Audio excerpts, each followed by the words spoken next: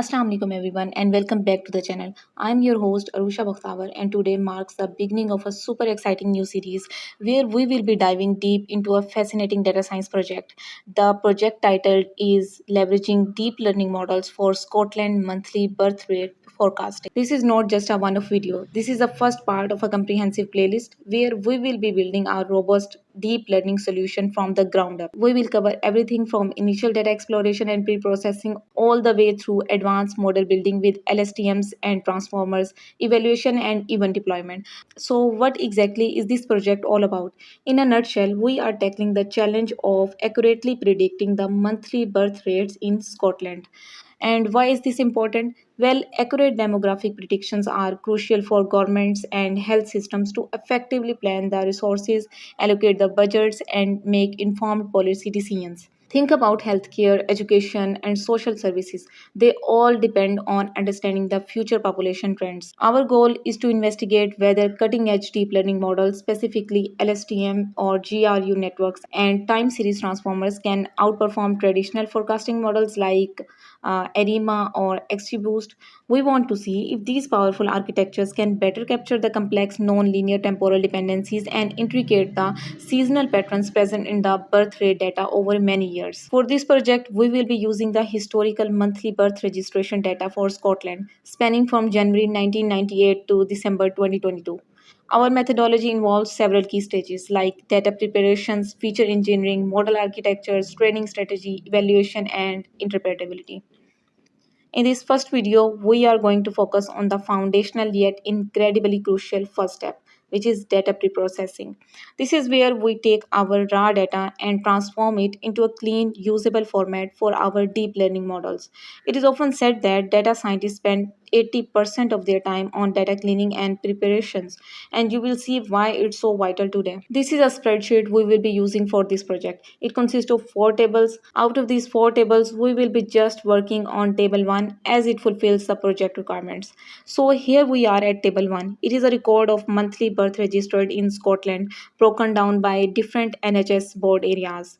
We have four main columns: year, month, NHS board area, and our key variable births registered. The data spans several decades, giving us a rich history to learn from. But right away, we can see a couple of things we need to address. First, the data is recorded for multiple health board areas, and for our project, we want to forecast the total number of births for the entire country. So, without any delay, let's jump into the code. Here we are. Our journey begins with importing the necessary libraries. Think of these as our toolkit for data manipulation, numerical operations, plotting, and statistical visualizations. The next step in our data preparation journey is to load our raw data into the pandas data frame. Once our data is loaded, the next crucial step in data preparation is to filter and sort it according to our analytical needs. This ensures we are working with the relevant subset of the data and that it is organized logically for further preprocessing and visualization. Let's break down these lines. We start by defining a list called months order. This list contains the names of all the months in the chronological order. This is important because we sort our data by month later. We want the months to appear in their natural order, like January, February, and so on, not alphabetically. This line filters our data frame to include only the data for years between 1998 and 2022 inclusive. The dot between method is a convenient pandas function that checks if values in the year column fall within the specified range. This is a common step to focus on the specific period of interest, excluding any data that falls outside this range. Here we filter the data frame again, this time to ensure that only valid month names are present in the month column. The dot is in method checks if each value in the month column is present in our months underscore order list. This helps in cleaning up any potential inconsistencies in the month column. This is a multi-step operation. We sort the data frame first by year and then by month. Sorting by year ensures that our data is chronologically ordered, and sorting by month within each year further refines this order. Pandas will use alphabetical order for months by default, which is why defining months underscore order earlier is crucial for later steps where we convert months to numerical representation or plot them. After sorting, the original index of the data frame might be out of order. Reset underscore index creates a new default integer index.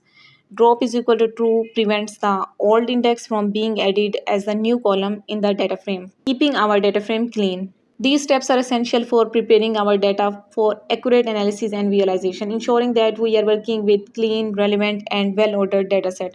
After loading, filtering, and sorting our data, it is always a good practice to take a quick look at the first few rows of the data frame. This helps us confirm that the data has been loaded correctly and that our previous operations have had the intended effect. From the output of df.info, we can confirm that our columns have 4,486 non-null entries, meaning there are no missing values in our dataset, which is excellent. We also see that year and births register are int and months and NHS area are objects strings, which aligns with our expectations of this dataset. This check is crucial for ensuring data quality and preparing for subsequent operations that might require specific data types. The dot sample method randomly selects a specified number of rows from the data frame. Now that we have a good grasp of our data structure, let's delve into some statistical insights, specifically focusing on the births registered column. This will give us a quantitative summary of the birth figures. This line of code selects the birth registered column from our data frame df and then applies the describe method to it. The describe method generates descriptive statistics of the series. The output provides the following key statistics like the number of non-null entries in the column, the average number of births registered, standard deviation, and remember a high standard deviation indicates that data points are spread out over a wide range of values. It also provides minimum and maximum number of births registered in any given month and NHS board area. Here comes the most exciting part. Let us understand the data through visualizations. First, let's understand this bar plot. This creates a new figure for plotting with a width of 20 inches and a height of 10 inches, giving us a large readable plot.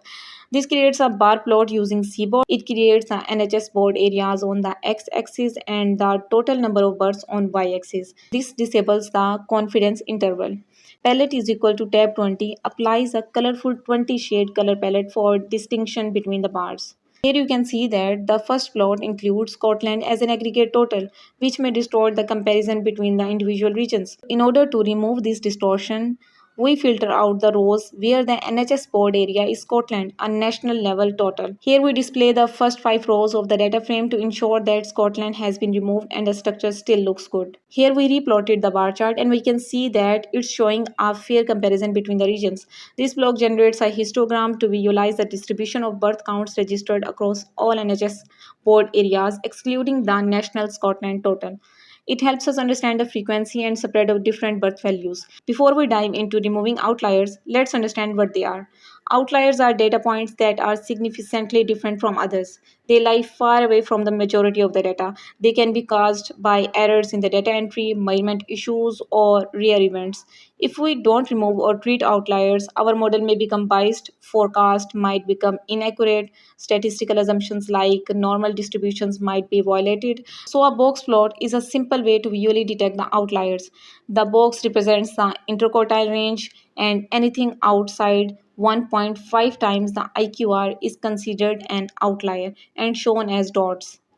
This helps us see where the extreme values lie, and here we are removing the outliers by IQR technique. Q1 and Q3 are the 25th and 75th percentiles. The IQR is the range between them. It captures the middle 50% of the data. We define the acceptable range like this. Anything outside this is considered an outlier. We then filter the data frame to keep only the data within this range. Now here we plot the box plot again to check whether the outliers are controlled. After handling the outliers, here we are applying the log transformation. The log p function applies a logarithmic transformation to reduce the skewness and compress the large values. It helps when data spans a wide range. This step is useful for normalizing the data before feeding it into the model. After applying the log, we print the summary statistic again to see how the transformation affected the distribution. Now let's understand what is happening here. We are converting month names like January, February into the numbers 1 to 12. First, we make sure that the months are in the correct order like January to December. Then we assign a number to each month. January is equal to 1, February is equal to 2, and so on. December is equal to 12. Now the question is why we need to do this? Most models don't understand text like March or August, so we convert them to numbers for modeling purposes. Each NHS board area, like a city or a region, is assigned a unique integer code. This lets the model treat different regions as distinct groups using the numbers instead of names. Now that we have converted NHS board area and month into the numeric codes, we don't need the original text columns anymore, so we remove them. This removes the unnecessary data and avoids confusion for the model. Here we are doing the cyclical encoding for month. Months represent every year in a cycle. Here we are doing the cyclical encoding for month. Actually, month repeats every year in a cycle. January comes after December and so on. Regular numbers 1 to 12 don't show that January and December are close. So we use sine and cos functions to encode this circular pattern. This helps the model understand that month 1 January and month 12 December are neighbors even though they look far apart numerically. Here we scale the year column to a range between 0 and 1. For example, if the year ranges from 1998 to 2022, then 1998 becomes 0, 2022 becomes 1, everything in between gets a decimal value. Many machine learning models work better when numerical features are normalized to a common scale. This is a final check before splitting the data, just to visually confirm that everything looks right, such as month encoding, year range, or feature transformations. Now, finally, we will split the data according to the project requirements. The full dataset is being divided into three subsets based on the year column. Training set 1998 to 2018 used to train the model. Validation set include the samples from 2019 to 2020, which is used to tune the hyperparameters or evaluate during the development. And lastly, the test set, which includes the samples from 2021 to 2022, and it will be used only at the end to check the model performance on unseen data. It follows a time-based split, which is crucial for time series problems. You never want the model to train on future data. Also, eSplit keeps the NHS board area info so we can still group by regions later if needed. The year column is no longer needed in the original DF since we have already used it to create the train, validation, and test data. Keeping only what is necessary helps avoid accidental data leakage or clutter. Each split is saved as a .parquet file, a fast and memory efficient file format commonly used in data science pipelines. It is faster to read, write than CSV and handles our large datasets better. It also preserves the column types like integers or floats more accurately. And that wraps up the part 1 of our project. We have cleaned the data, handled outliers using both IQR and log transformation, visualized everything, and laid the foundation for modeling. In the next video, we will build and evaluate our forecasting models. If you found this helpful, don't forget to like, comment, and subscribe. See you in the part 2.